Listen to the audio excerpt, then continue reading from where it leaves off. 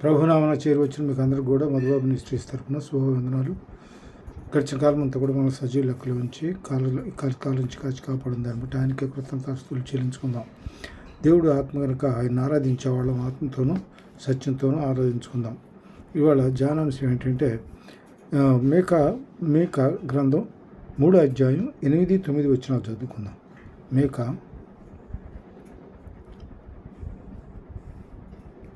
3వ అధ్యాయం 8-9 వచనాలు. నేనైతే యాకోబు సంతతి వారికి తమ దోషమును, ఇజ్రాయేలుకు తమ పాపమును కనపరచుటకై యెహోవా ఆత్మావేశము చేత బలముతోనూ తీర్పు తీర్చు శక్తితోనూ ధైర్యంతోనూ నింపబడిన వాడై ఉన్నాడు. ఆయన మన పాపాలను దోషాలను బట్టి మన తీర్పు తీర్చగలిగినటువంటి శక్తివంతుడైన దేవుడు. ఆయన మన పాపాలను తీర్పు తీర్చేది ఆయనే. వాళ్ళు చేసిన పాపాలను బట్టి ఏంటంటే మేలు చేసిన వాళ్ళు జీవ పునరుద్ధానానికి వెళ్తారు, కీడు చేసిన వాళ్ళు తీర్పు పునరుద్ధానానికి పోతారు. అదే అంత్యకాలంలో మహా తీర్పు సమయంలో ఆ కార్యక్రమం దేవుడు నిర్వహిస్తాడు. అయితే ఇక్కడ సంగతి ఏంటంటే యాకోబు సంతతి వారు ప్రధానులారా, ఇజ్రాయేల్ అధిపతులారా, న్యాయమును తృణీకరించుచు దుర్నీతిని నీతిగా ఎంచువారులారా, ఈ మాట ఆలకించండి. ఇజ్రాయేల్ జనాంగం ఎట్లా ఉన్నారంటే వాళ్ళు ఇక్కడ దేవుడు వాళ్ళని చేసిన మేలులను మర్చిపోయారు.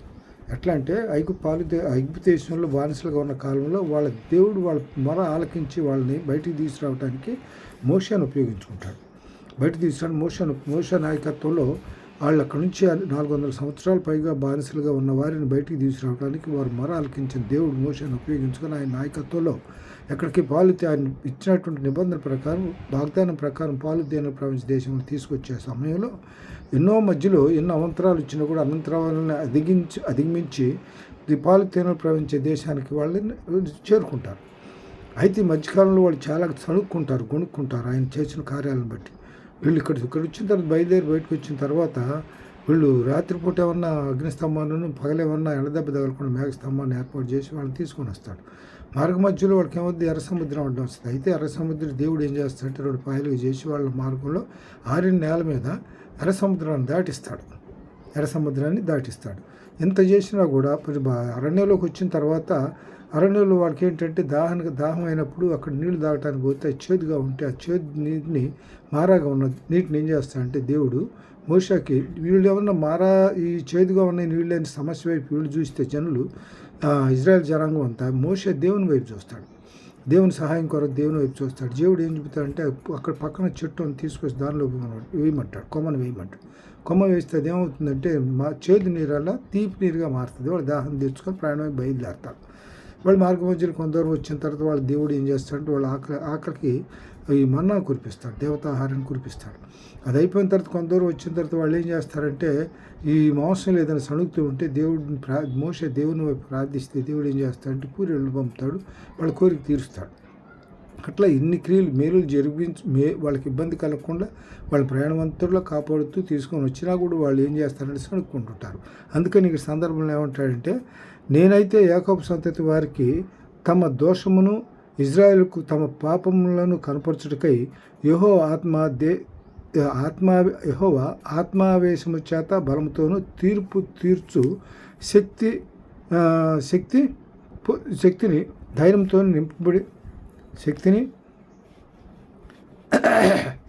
తీర్పు తీర్చు శక్తితోనూ ధైర్యంతోనూ నింపబడిన వాడనై ఉన్నాను. కాబట్టి ఇక్కడ ఏంటంటే వాళ్ళ క్రియలను బట్టి దేవుడు ఏం చేస్తాడంటే వాళ్ళ క్రియలను బట్టి వాళ్ళకి ఫలితం ఇస్తా అన్నాడు. సో వాళ్ళ క్రియలను బట్టి వాళ్ళ ఫలితం ఇస్తా అన్నాడు. అందువల్ల ఏంటంటే వీళ్ళు ఏం చేశారు, సనుక్కున్న వాళ్ళు మొత్తం ఇక్కడ నుంచి బయలుదేరిన వారు మొత్తం కూడా పాలుతేనెలు ప్రవేశించి దేవుడు వాగ్దానం చేసినలో చాలా వరకు నశించిపోతారు. కొంతమంది మాత్రమే అక్కడ చేస్తారు. కొంతమంది యవ్వనస్తులుగా ఉన్నవాళ్ళు 40 సంవత్సరాల ప్రయాణం కదా, 40 సంవత్సరాల్లో ముసలివాళ్ళు ముత్తుకు వాళ్ళంతా చచ్చిపోతారు. వయసులో ఉన్నవాళ్ళు అక్కడ చేరతారు. కాబట్టి ఇక్కడ దేవుడు వాళ్ళని ఎవరైతే దేవుడిని నమ్మి విశ్వాసం ఉంచి ఆయన్ని అంగీకరించి ఆయన మా వాక్యం చొప్పున నడుచుకున్న వాళ్ళు మాత్రం దేవుడు క్షేమంగా పాలుతేనెలు ప్రపంచ దేశంలోకి నడిపిస్తాడు. తర్వాత దీనిలో యాకోబు సంతతి వారు ప్రధానులారా, ఇజ్రాయేల్ అధిపతులారా, న్యాయమును తృణీకరించుచు దుర్నీతిని నీతిగా ఎంచువారులారా ఈ మాట ఆలకించండి. వీళ్ళు ఏంటంటే ఇజ్రాయేల్ జనాంగం ఎట్లా ఉన్నారంటే న్యాయాన్ని తృణీకరించారు, దుర్నీతిని నీతిగా ఎంచారు. దుర్నీతి నీతిగా ఇన్స్ట్రుమెంట్ ఏంటంటే అక్కడికి వచ్చిన తర్వాత వాళ్ళు ఏం చేస్తారంటే దూడం చేసి బంగారంతో మోషే ఏం చేస్తాడు, కొండ మీదకి వెళ్తాడు. కొండ మీదకి వెళ్ళి దేవుని ధర్మశాస్త్రం తీసుకురావడానికి వెళ్ళినప్పుడు అక్కడ 40 దినాలు అక్కడ ఉండిపోతాడు. ఈ మధ్యలో వీళ్ళు ఏం చేస్తారంటే ఆయన రావడం ఉద్దేశించి వీళ్ళంతా బంగారం పోయి దూడం చేసి చేస్తున్నారు. దాన్ని ఏమంటారు, ఇజ్రాయెల్ అధిపతులారు న్యాయమును తృణీకించి దుర్నీతిని నీతిగా ఎంచువారులారు. దుర్నీతిని నీతిగా ఎంచుకున్నారు వాళ్ళు. ఎందుకంటే వాళ్ళు దేవునికి లోబడిన వారుగా ఉన్నారు. తర్వాత నరహత్య చేయుట చేత సియోనుని మీరు కట్టుదురు, దుష్టత్వం జరిగిన చేత యెరూషలేమును మీరు కట్టుదురు. అంటే దుష్టత్వంతో కాదు చేయాల్సింది. యెరూషలేం కట్టడానికి ఏం చేయాలి, దేవుని యొక్క నడిపింపు ఉండాలి. దేవుని యొక్క మందిర ప్రాకారం నిర్మాణాలు నిర్మించడానికి ఎజ్రాను నెహమ్యాను ఉపయోగించుకున్నాడు దేవుడు. నెహమ్యాను ఉపయోగించుకున్నాడు. అక్కడ మందిర ప్రాకార నిర్మాణాలకు నెహమ్యా అక్కడ రాజు దగ్గర హర్షాస్త్ర దగ్గర ఏం చేస్తాడంటే అక్కడి నుంచి పర్మిషన్ తీసుకొని పోయి నిర్మించడానికి సిద్ధపడతాడు. అట్లా ఏంటంటే మరి యెరూషలేం మందిర ప్రాకార నిర్మాణాలు నెహమ్యా ద్వారా కట్టబడి వీళ్ళు ప్రతి దుష్టత్వానికి వీళ్ళు ఏం చేస్తారంటే దుష్టత్వానికి లోబడిపోయి వాళ్ళు దుర్నీతిని నీతిగా ఎంచేవారుగా వీళ్ళు. అలాంటి వారికి ఏంటంటే శ్రమ. దీనిలో మేక 3:4 ఏం చెబుతాయంటే, మేక 3వ అధ్యాయం 4వ వచనంలో 3వ అధ్యాయం 4వ వచనంలో వారు దుర్మార్గతను అనుసరించి నడుచుకొని ఉన్నారు కనుక వారు యెహోవాకు మొరపెట్టినను ఆయన వారి మనవి అంగీకరింపక ఆ కాలమందు వారికి కనబడకుండా తన్ను మరుగు చేసుకున్నాం. ఇప్పుడు దేవుని మాట వింటే, దేవునికి విధేయులై ఉంటే, దేవుని ఆజ్ఞలు లోబడి ఉంటే దేవుడు ఆయన కనపరుచుకుంటాడు. వీళ్ళు అవిధేయతలుగా ఉంటే ఏం చేశాడు, దేవుడు వాళ్ళకి కనపరచుకోకుండా మరుగు చేసుకున్నాడు. ఆహారము నముల్చు సమాధానము ప్రకటించువారును ఒకడు తన నోట ఆహారం పెట్టని ఎడల అతని మీద యుద్ధం ప్రకటించువారునై నా జనులను పొరపెట్టు ప్రవక్తలను గూర్చి యెహోవా సెలవిచ్చినదేమనగా. అంటే ఏంటన్నమాట, పెడితే పెళ్ళికూడు, పెట్టకపోతే సావుకూడు. ఆ విధంగా ఏంటంటే సెలవిచ్చిందేమగా, మీకు దర్శనం కలగకుండా రాత్రి కమ్మును, సోది చెప్పకుండా మీకు చీకటి కలుగును. ఇట్టి ప్రవక్తలకు సూర్యుడు కనపడకుండా అస్తమించును, పగలు చీకటి పడును. అప్పుడు దీర్ఘదర్శులు సిగ్గునందుదురు, సోదిగాండ్రు తెల్లబోదురు. దేవుడు తమకు ప్రత్యుత్తరం వేయకుండా చూచి ఎవరు మూసుకుందరు. అంటే వీళ్ళు ఏం చేశారంటే దేవుని ఆశ్రయించకుండా, యెహోవాను ఆశ్రయించిన వారికి ఏ మేలు కొద్దువైనదని దేవుడు సెలవిచ్చాడు, వాక్యం మాట సెలవిచ్చాడు కదా. దేవుని ఆశ్రయించకుండా వీళ్ళు ఏం చేస్తారంటే సోదిగాండ్రని, వాళ్ళని ఎవరినెవరో సోదిగాండ్రని ఆశ్రయిస్తారు. అందువలన వీళ్ళకి ఏంటంటే అప్పుడు దీర్ఘదర్శులు సిగ్గునందుదురు, సోదిగాండ్రు తెల్లబోదురు. దేవుడు తమకు ప్రత్యుత్తరం మీకుండుట చూచి నోరు మూసుకుంటారు. వాళ్ళని ఆశ్రయించారు. దేవుడు ఏం చేస్తాడంటే వాళ్ళ మనవి ఆలకించడు, వాళ్ళ మన ఆలకించడు. ఇందులో చెబుతారుగా, వారు దుర్మార్గతను అనుసరించి నడుచుకొని ఉన్నారు కనుక వారు యెహోవాకు మొరపెట్టినను ఆయన వారి మనవి అంగీకరింపక ఆ కాలమందు వారికి కనపడకుండా తాను మరుగు చేసుకుంటాడు. కాబట్టి వాళ్ళు దుష్టత్వాన్ని దుర్నీతిని నీతిగా ఎంచుకుంటారు వాళ్ళు. అలాంటి వారికి శ్రమ. తర్వాత దీనిలో ఇంకోటి ఏంటంటే ద్వితీయోపదేశకాండం 31వ అధ్యాయం 31వ అధ్యాయం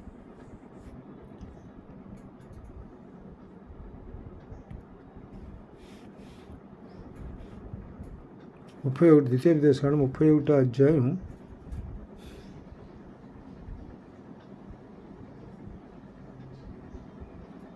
16-17 వచనాలు.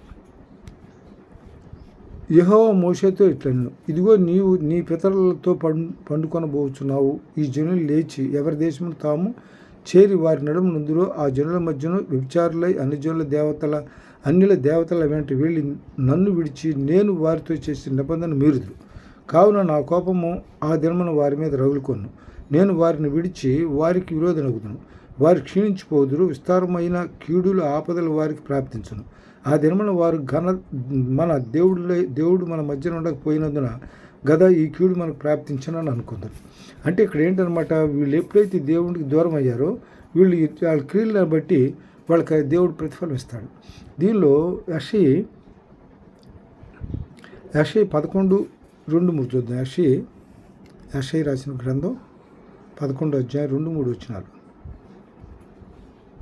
2-3 వచనాల్లో, యెహోవా ఆత్మ జ్ఞాన వివేకములకు ఆధారముగా ఆత్మ, ఆలోచన బలములకు ఆధారముగా ఆత్మ, తెలివిని యెహోవాయల భయభక్తులను పుట్టించు ఆత్మ అతని మీద నిలుచును. యెహోవా భయము అతనికి ఇంపైన సువాసనగా ఉండును. కంటి చూపును బట్టి అతడు తీర్పు తీర్చడు, తాను వినుదాన్ని బట్టి విమర్శ చేయడు. నీతిని బట్టి పేదలకు తీర్పు తీర్చును, భూనివాసుల్లో దీనులైన వారికి యథార్థముగా విమర్శ చేయును. తన వాగ్దానం చేత లోకమును కొట్టును, తన పెదవులు ఊపిరి చేత దుష్టులను చంపను. కాబట్టి ఇక్కడ ఎట్లా అంటే వాళ్ళు ఆయన ఆత్మ ఎలాంటిదంటే జ్ఞాన వివేచనలకు ఆధారమగా ఆత్మ. ఇక్కడ ఇంతకుముందు చెబుతాడు మనకి, తమ పాపములను కనపరచుటకై యెహోవా ఆత్మావేశము చేత బలముతోనూ తీర్పు తీర్చు శక్తితోనూ ధైర్యంతోనూ నింపబడిన వాడై ఉన్నాడు. కాబట్టి ఆయన ఎట్లా ఉంటాడంటే ఆత్మ ఎట్లా ఉంటుందంటే జ్ఞాన వివేచనలకు ఆధారముగా ఆత్మది, ఆత్మ బలములకు ఆధారముగా ఆత్మ, తెలివి యెహోవాయల భయభక్తులు పుట్టించు ఆత్మ అతని మీద నిలుస్తుంది. తర్వాత దీనిలో ఇంకోటి ఏంటంటే ఈ యెహెజ్కేలు 20 అధ్యాయం 4-8 వచనాలు చూద్దాం. యెహెజ్కేలు 20 అధ్యాయం 4-8 వచనాలు చూద్దాం. వారికి న్యాయము తీర్చుదువా, నరపుత్రుడా వారికి న్యాయం తీర్చుదువా, వారి పితరులు చేసిన హేయకృత్యములను వారికి తెలియజేయము. ఎట్లనగా ప్రభువైన యెహోవా ఎలాగూ సెలవిస్తున్నాడు, నేను ఇజ్రాయెల్ను ఏర్పరచుకున్న నాడును, యాకోబు సంతతికి ప్రమాణం చేసిన నాడును, ఐగుప్తు దేశమందు నన్ను ప్రత్యక్షపరచుకొని ప్రమాణం చేసిన నేను మీ దేవుడినైన యెహోవాని నేను ప్రకటించిన కాలమున వారిని ఐగుప్తు దేశం నుండి రప్పించి వారి కొరకు నేను విచారించినదియు పాలు తేనెలు ప్రవహించినదియు సకల దేశములకు అపరమైన నదియునైన దేశంలోనికి తోడుకొని పోయేదని చెప్పిన కాలమునే నేను ప్రమాణము చేస్తాను. కాబట్టి ఇక్కడ ఏంటన్నమాట, ఈయన ప్రమాణం చేసిన ప్రకారం ఆయన మాట తప్పేవాడు కాదు. అందువల్ల నేను ఏంటంటే అక్కడికి చేర్చుతాడు. అయితే ఇక్కడ పరిస్థితులు ఏంటంటే మార్గ మధ్యలో వీళ్ళకు ఉన్నటువంటి దుర్నీతి క్రియలు నీతి క్రియలుగా ఎంచి వాళ్ళు నడుచుకున్న నడతను బట్టి దేవుడు వాళ్ళకి ఏం చేస్తాడంటే శిక్షిస్తాడు. దేవుడు వాళ్ళని శిక్షిస్తాడు. మేకా 3:4 చూద్దాం. మేకా 3 అధ్యాయం 4 వచనంలో 3 అధ్యాయం మేకా 3 అధ్యాయం 4 వచనంలో చూద్దాం అంటే, వారు దుర్మార్గతను అనుసరించి నడుచుకున్నారు గనుక వారి యెహోవాకు మొరపెట్టినను ఆయన వారి మనవి అంగీకరింపక ఆ కాలం ముందు వారికి కనపడకుండా తాను మరుగు చేసుకున్నాడు. తర్వాత తీసి 59:1-2 చూద్దాం. యెషయా 59:1-2 యెషయా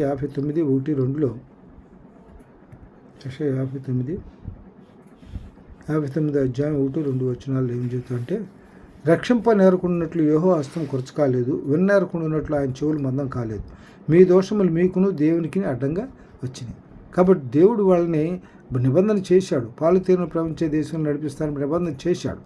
అయితే వీళ్ళు ఏం చేశారంటే వాళ్ళు ఆ దుర్నీతిని నీతిగా ఎంచి శ్రమలకు పాలయ్యారు.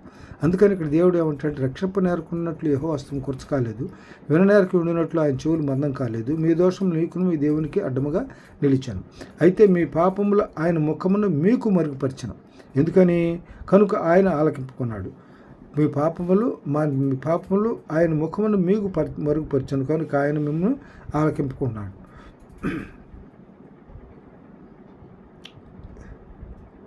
కాబట్టి ఇక్కడ ఏంటంటే మనం చేసినటువంటి దోషాలను బట్టి దేవుడు మనకి మనవి ఆలకించుకుంటాడు. దీనిలో యెషయా 68 చూద్దాం. 68:18 యెషయా 66:18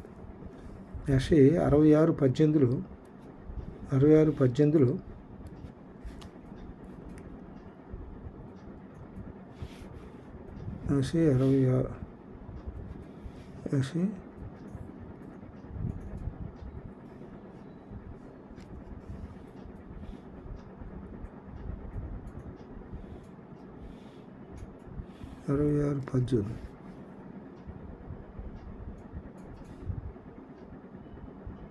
కీర్తనలు 68:18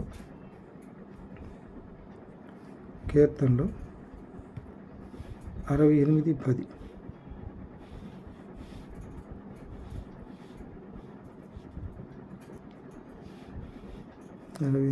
66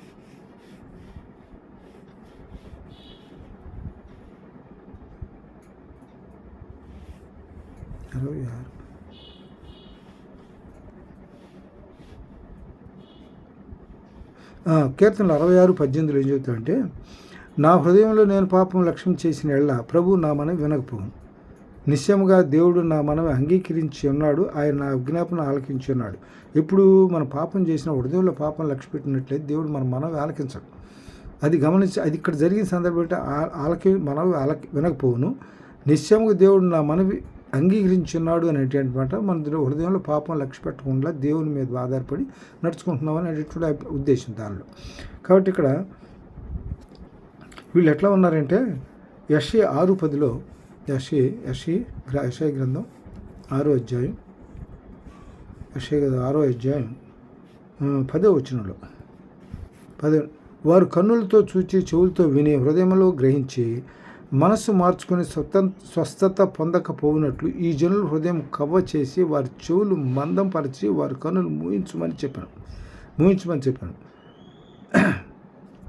ఇక్కడ జరిగిన సందర్భం ఏంటంటే వీళ్ళు ఎట్లా కన్నులారు చూస్తారు, చెవులారు వింటారు, కానీ దేవుని హృదయంలో దేవుని హృదయాన్ని చేర్చుకోరు.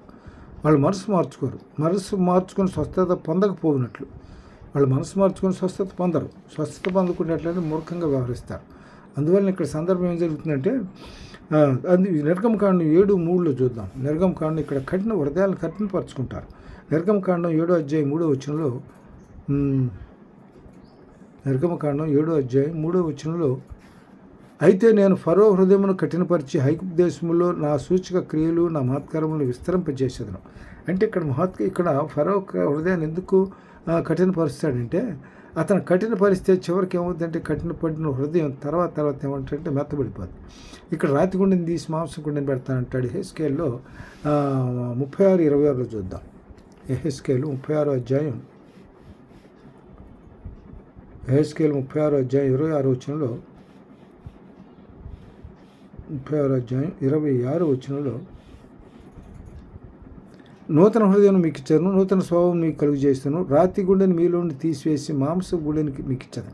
అంటే నూతన హృదయం మీకు ఇచ్చేది, నూతన స్వభావం ఎప్పుడు ఇస్తాడు? రాతి గుండెతో మనం ఉన్నప్పుడు ఏం చేస్తాడంటే తర్వాత మొత్తం ఏం చేస్తాడంటే రాతి గుండెని తీసేసి నూతన హృదయాన్ని మీకు ఇచ్చాను, నూతన స్వభావం. అప్పుడు ఏం చేస్తాడంటే ఫరో వీళ్ళందరిని వదిలిపెట్టడానికి అతని హృదయం కదిలింపబడుతుంది. అందువల్ల ఇక్కడ 10:27 కూడా చూద్దాం. నిర్గమకాండం 10:27 కూడా 10:27 అయితే యెహోవా ఫరో హృదయమును కట్టిన పరపగా అతడు వారిని పోనీయ నెలకొన్నాడు. పోనీనంటే పాలుదలు తీసిన ఇజ్రాయలీస్ని బానిసలుగానే ఉంచాడు, కానీ వాళ్ళు విడుదల చేయాలి. మోషే వచ్చి అడిగాడు. మోషే ఆరోనులు వచ్చి అడిగినప్పటికీ కూడా కొన్ని సూచక్రియలు చేసినప్పటికీ కూడా వాడు ఏం చేస్తాడంటే కఠిన హృదయంతో పోనీయటానికి ఒప్పుకోడు. ఫైనల్గా ఏమవుద్దంటే తెగుళ్ళు వస్తాయి. తెగుళ్ళు వచ్చిన తర్వాత 10 తెగుళ్ళలో వచ్చినప్పుడు చివరి తెగులుగా ఐగుప్తు దేశంలో ఉన్న ప్రథమ సంతతి అంతగా మొత్తం నాశనం అయిపోద్ది. ఆ తర్వాత ఆ కుటుంబంలో ఫరో కుటుంబంలో కూడా కొడుకు కూడా చచ్చిపోతే అప్పుడు వాడు భార్య వచ్చిన ఈయన వల్ల క్రియలు భయంకరంగా ఉన్నాయి కాబట్టి మనం వాళ్ళ వల్ల దేవుని పట్ల కాస్త విశ్వాసం ఉన్న మనిషి, అందువల్ల వీళ్ళు వదిలేసేయమని చెప్పుద్ది. అప్పుడు వీళ్ళని వదిలిపెడతాడు. అయినా కూడా వీళ్ళు ప్రయాణం అయిపోతుంటే వీళ్ళు వెనక్కి వస్తాడు. మళ్ళీ రథాలు వేసుకొని మంచి రథాలు వేసుకొని బయలుదేరి వస్తుంటాడు. ఆ సమయంలో వీళ్ళు భయపడతారు, బాధపడతారు. దేవుడు వీళ్ళని కాపాడతాడు.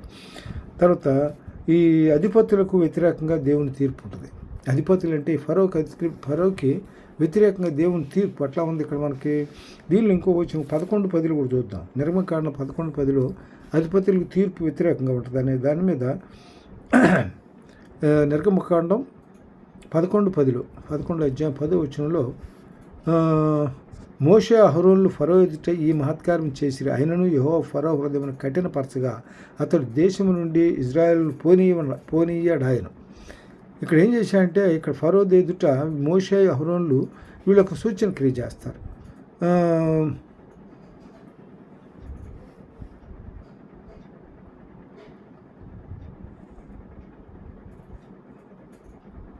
అక్కడ మోషే ఫరోతో ఇట్లను సూచక్రియ చేస్తారు. అయినా కూడా అతను నమ్ముడు మీ దేవుడు ఎవరని అంటాడు. మీ దేవుడు ఎవరు అని కూడా అడుగుతాడు. అక్కడ అంత గర్విష్ట అనమాట. తర్వాత ఇక్కడ ఇంకో సందర్భం ఏంటంటే 14:17 చూద్దాం. నిర్గమకాండం 14వ అధ్యాయం 17వ వచనంలో దేవుడు తనకు సెలవిచ్చిన ప్రకారం దావీదు నిర్గమకాండం 14 14-17. ఇదిగో నేను ఐగుప్తు పిల్లల హృదయమును కఠినపరుస్తును, వారు వీరిని తరుముదురు. నేను ఫరో వలనను అతని సమస్త సేనల వలన, అతని రథముల వలన, అతని గుర్రపు రౌతుల వలన నాకు మహిమ తెచ్చుకుందాం. అంటే చివరికి వీళ్ళు ఏం చేయాలి, గుర్రపు రౌతులు రథాలు వేసుకొని వచ్చి బయలుదేరుతారు. ఇక్కడికి వచ్చిన తర్వాత సముద్రంలో 2 పాయలు చేసిన తర్వాత వీళ్ళు దాటి అవతలకు వస్తారు. వీళ్ళు ఫరో సైన్యం లోపలికి ఎంటర్ అయిన తర్వాత అక్కడ దేవుడు ఏం చేస్తాడు, సముద్రాన్ని మూసేస్తాడు, మా సముద్రాన్ని నీటితో కప్పేస్తాడు, వెళ్ళిపోతారు. వాళ్ళ వలన దేవుడు మహింపరచబడ్డాడు. అంటే వీళ్ళ ఇజ్రాయెల్ మధ్య దేవుడు మహింపరచబడ్డాడు.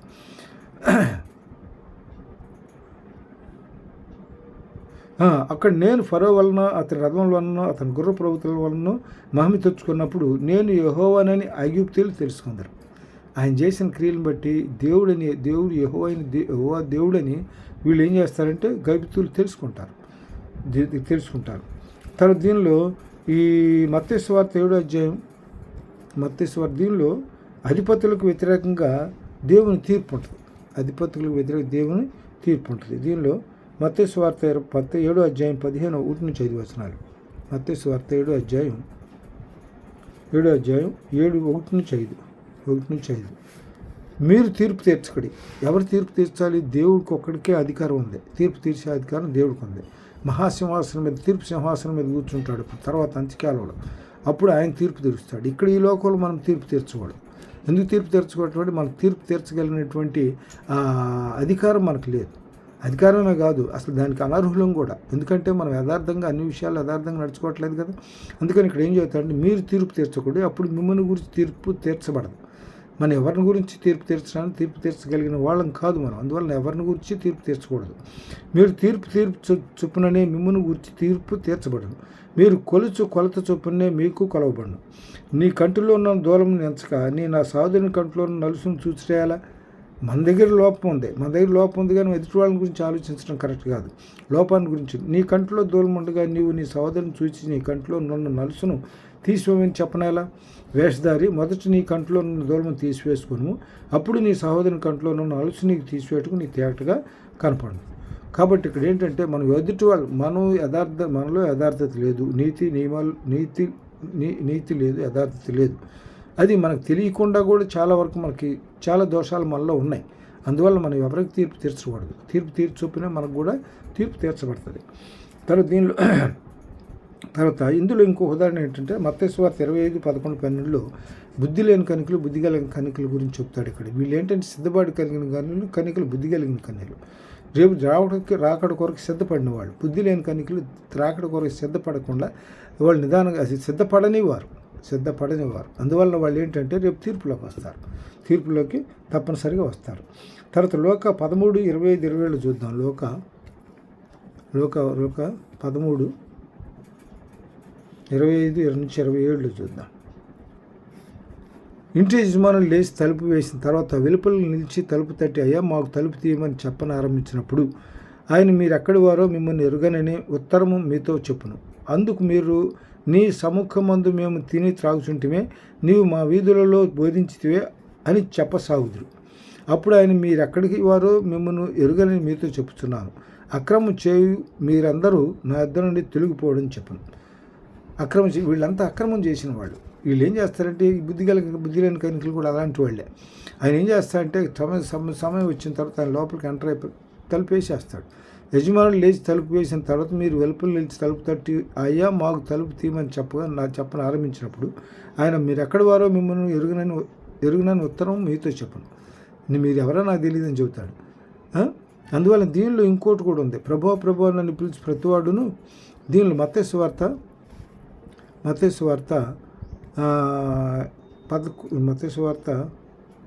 5వ అధ్యాయం 21 చూద్దాం. మత్తయి సువార్త 5వ అధ్యాయం 21 వచనంలో, మత్తయి సువార్త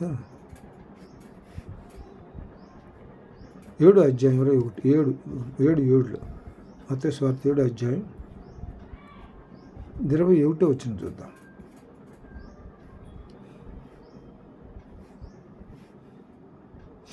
మత్తయి 7 ప్రభువా నన్ను పిలిచి ప్రతివాడును పరలోక రాజ్యంలో ప్రవేశింపడు, కానీ పరలోక ముందు నా తండ్రి చిత్తము ప్రకారం చేయువాడే ప్రవేశించను. నా తండ్రి చిత్త ప్రకారం చేయవాడు. దీనిలో మొదటి యోహాను 1వ అధ్యాయం 2వ అధ్యాయం 15-17 వచనాలు చూద్దాం. మొదటి యోహాను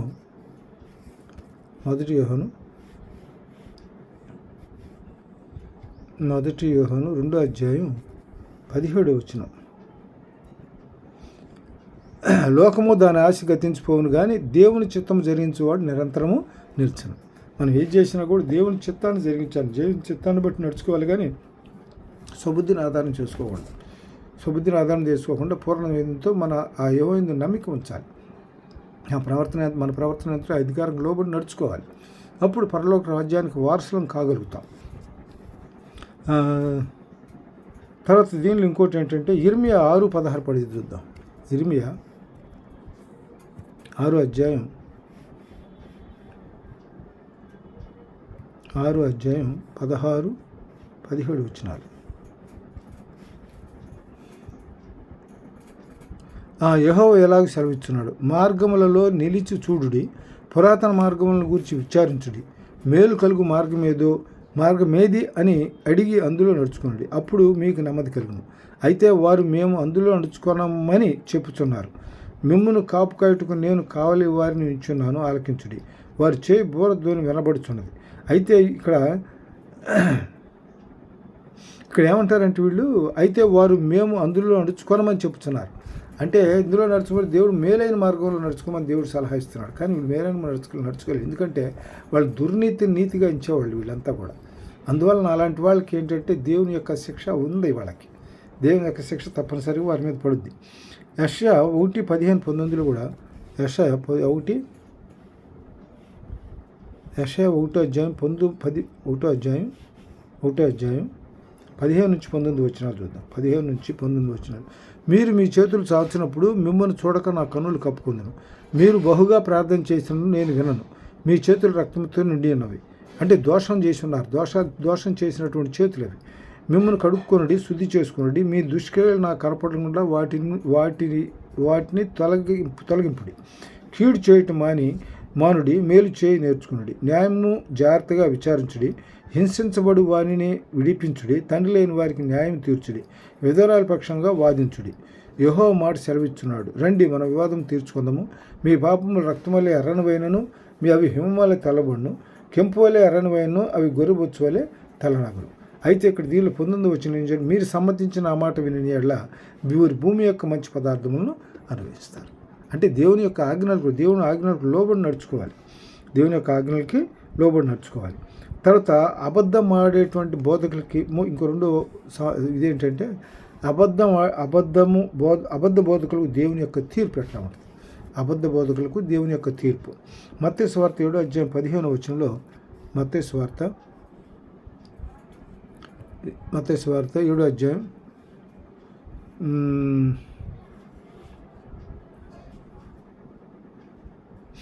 మత్తయి సువార్త 7వ అధ్యాయం 15-20 వచనాలు చూద్దాం. అబద్ధ ప్రవక్తలను గురించి జాగ్రత్త పడి వారు గొర్రె చర్మలు వేసుకొని నీ వద్దకు వత్తురు, కానీ లోపల వారు క్రూరమైనటువంటి తోడేళ్ళు. వారి ఫలము వలన మీరు వారిని తెలుసుకుందరు. ఫలముల వలన ముండ్ల పొదలో ద్రాక్షార పండ్లైనను పల్లేరు చెట్లను అంజూరు పండ్లను కోయిదిరా. లేదు కదా, ముళ్ళ పొదల్లో ద్రాక్ష చెట్ల పండ్లు రావు, పల్లేరు చెట్ల మీద అంజూరు పండ్లు రావు. అలాగనే ప్రతి మంచి చెట్టు మంచి ఫలం ఫలించును, పనికిమాలిన చెట్టు కాని ఫలం ఫలించును. మంచి చెట్టు కాని ఫలములను ఫలింపనేరదు, పనికిమాలిన చెట్టు మంచి ఫలములు ఫలింపనేరదు. మంచి ఫలం ఫలింపని ప్రతి చెట్టు నరకబడి అగ్నిలో వేయబడును. అంటే రేపు అంత్యకాలంలో అబద్ధ బోధకుల యొక్క పనిష్మెంట్ ఎట్లా ఉంటుందంటే వాళ్ళు నరకబడి అగ్నిగుండంలో పడైపోతారు. వాళ్ళు అగ్నిగుండంలో పడబోయబడేటువంటి అంత శిక్ష వాళ్ళు అనుభవిస్తారు. అబద్ధ బోధకులు వాళ్ళు చెప్పేదంతా కూడా దేవునికి విరోధమైనటువంటి బోధే. వాక్యానుసారమైన బోధ వాళ్ళు చెప్పరు, వాక్యానికి విరుద్ధమైనటువంటి బోధ.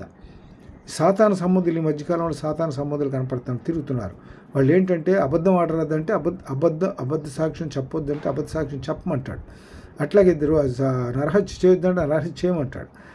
విభజించొద్దంటే విభజించమంటాడు. అలాంటి వాళ్ళు బోధకులు తయారయ్యారు ఈ మధ్య. అలాంటి బోధకులు అందువల్ల ఏంటంటే అబద్ధ బోధకుల విషయంలో మనం జాగ్రత్తగా ఉండాలి. అదే చెప్తున్నారు దీనిలో. అబద్ధ బోధకుల విషయంలో అబద్ధ ప్రవక్తను జాగ్రత్త పడి వారు గొర్రె చర్మమును వేసుకొని మీ వద్దకు వత్తురు, కానీ లోపల వారు క్రూరమైనటువంటి తోడేళ్ళు. వాళ్ళ బుద్ధి మంచిది కాదు. వాళ్ళ బుద్ధి ఈర్ష్యపరులు, అసూయపరులు, అసూయపరులు. వాళ్ళు చేసేది ఒకటి, చెప్పేది ఒకటి.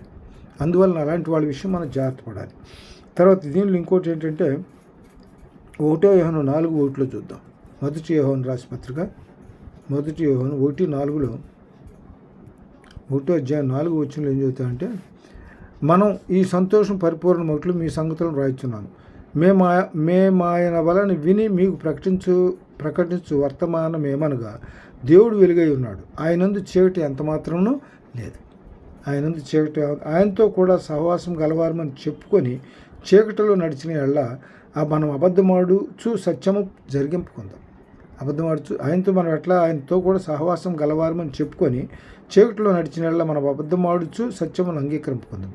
అందువల్ల ఇక్కడ దీంట్లో 7వ వచనంలో ఏమంటాయంటే, అయితే ఆయన వెలుగులో ఉన్న ప్రకారం మనం కూడా వెలుగులో నడిచిన ఎళ్ళ మనం అన్యోన్య సహవాసం గలవారమైందు. అప్పుడు ఆయన కుమారుడిని యేసు రక్తం మన ప్రతిపాపనను మన పవిత్రులుగా చేయాలి, ప్రతిపాపనను పవిత్రులుగా చేయాలి. కాబట్టి ఇక్కడ ఎట్లా అంటే మన పాపాలను మనం కడుక్కోవాలి. తర్వాత దీనిలో 1 యోహాను 4:1 ఏం చెబుతాయంటే, 1 యోహాను 4:1 ప్రియులారా, అనేకులైన అబద్ధ ప్రవక్తలు లోకములోని బయలువెళ్ళి ఉన్నారు కనుక ప్రతి ఆత్మను నమ్మక ఆయా ఆత్మలు దేవుని సంబంధమైనవో కావో పరీక్షించి చూసుకోవాలి. ఆ ఆత్మలు దేవుని సంబంధమైనవో కావో మనం పరీక్షించి చూసుకోవాలి. కాబట్టి ఇక్కడ ఏంటంటే ప్రతి ఆత్మను నమ్మకూడదు. దీనిలో సామెతల్లో ఒక మాట చెబుతాడు. సామెతలు ఏమని చెబుతాడంటే 14వ అధ్యాయంలో 15వ వచనం చూద్దాం. చూడండి, సామెతలు 14వ అధ్యాయం 15వ వచనంలో, జ్ఞానము లేనివాడు ప్రతి మాట నమ్మును, వివేకి అయినవాడు తన నడతను బాగా కనిపెట్టను. అందువల్ల ఏంటంటే జ్ఞానం కలిగి నడుచుకోవాలి మనం. జ్ఞానం గలవాడు భయపడి కీడు నుండి తొలగును, బుద్ధిహీనుడు విర్రవేగి నిర్భయంగా తిరుగును. కాబట్టి ప్రతి విషయాన్ని కూడా మనం జాగ్రత్తగా ఆలోచించి నిర్ణయం తీసుకోవాలి, జ్ఞానం కలిగి నిర్ణయం తీసుకోవాలి. తర్వాత దీనిలో ఇంకోటి ఏంటంటే అపోస్తుల కార్యం 13వ అధ్యాయం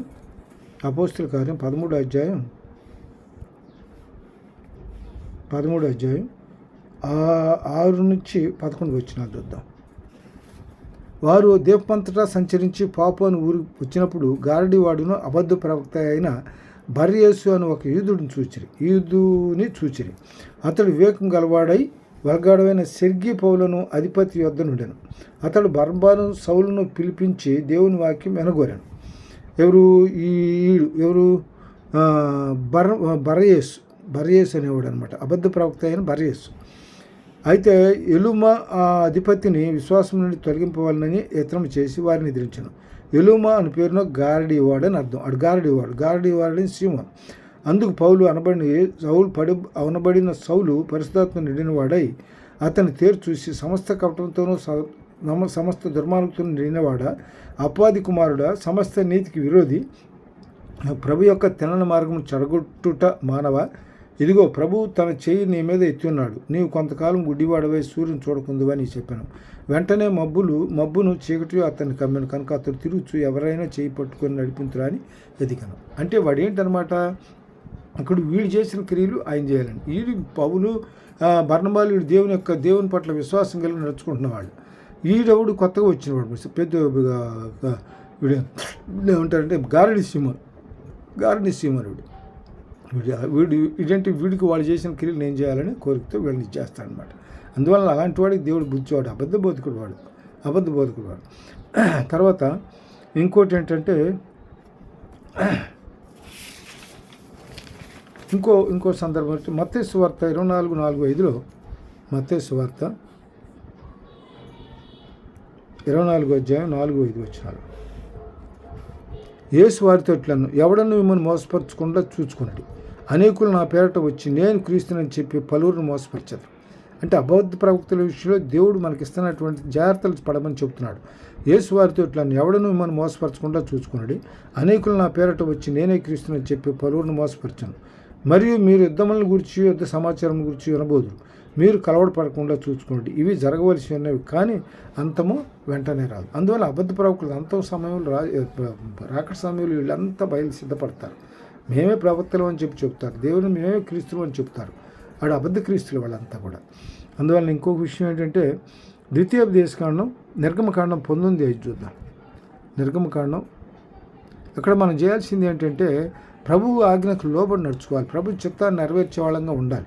అందువల్ల 19వ అధ్యాయం, నిర్గమకాండం 19వ అధ్యాయం 5వ వచనంలో, కాగా మీరు నా మాట శ్రద్ధగా విని నా నిబంధనలు అనుసరించి నడిచినట్లా మీరు సమస్త దేశ జనుల్లో నాకు స్వకీయ సంపాద్యమవుదురు. అంటే మన దేవుని ఆజ్ఞల లోపల నడుచుకోవటం వల్ల దేవుని యొక్క స్వకీయ సంపాద్యం అవుతాం మనం. తర్వాత 28వ అధ్యాయం చూడండి, 1 నుంచి మత్తయి ద్వితీయోపదేశకాండం 28వ అధ్యాయంలో 1 నుంచి చూద్దాం. మరియు నాకు మత్తయి ద్వితీయోపదేశకాండం 28వ అధ్యాయం 1వ వచనం.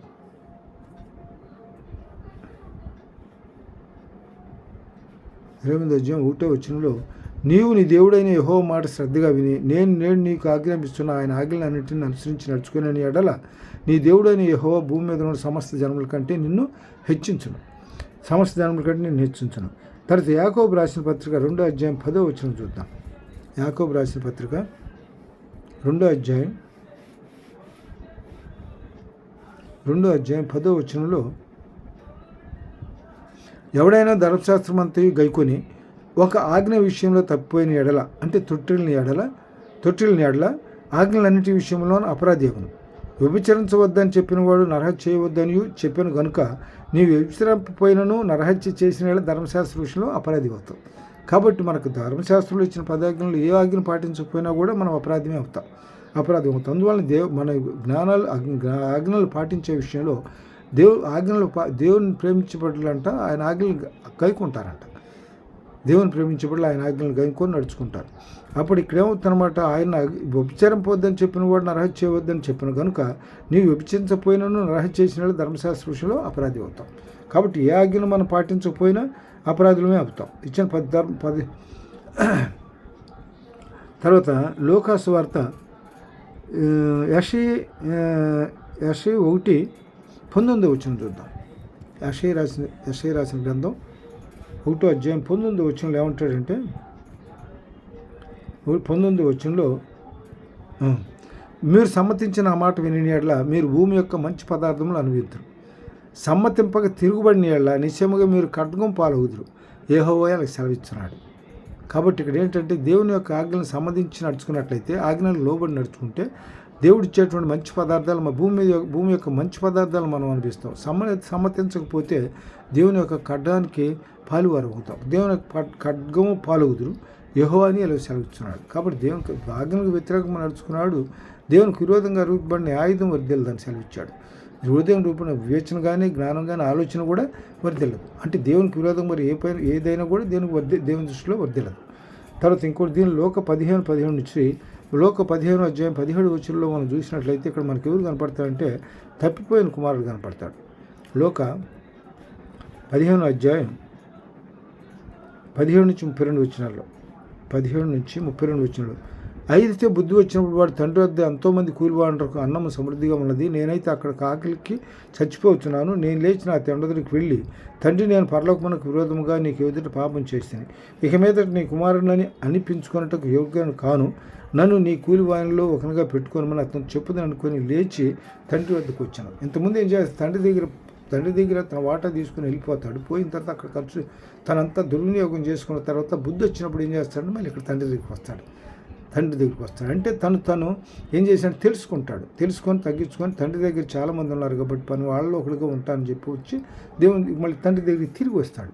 అంటే మనం కూడా ఏం చేయాలంటే మన పాపముల దోషాలను కప్పుచ్చుకోకుండా ఒప్పుకొని విడిచిపెట్టి ఏం చేయాలంటే తన దోషములు కప్పుకుంచుకోవాడు, తను పాపములకు తన అతిక్రమాలు దాచిపెట్టేవాడు వర్ధిల్లుడు, ఒప్పుకొని విడిచిపెట్టేవాడు కనికరం పొందని వాక్యం సెలవిస్తుంది.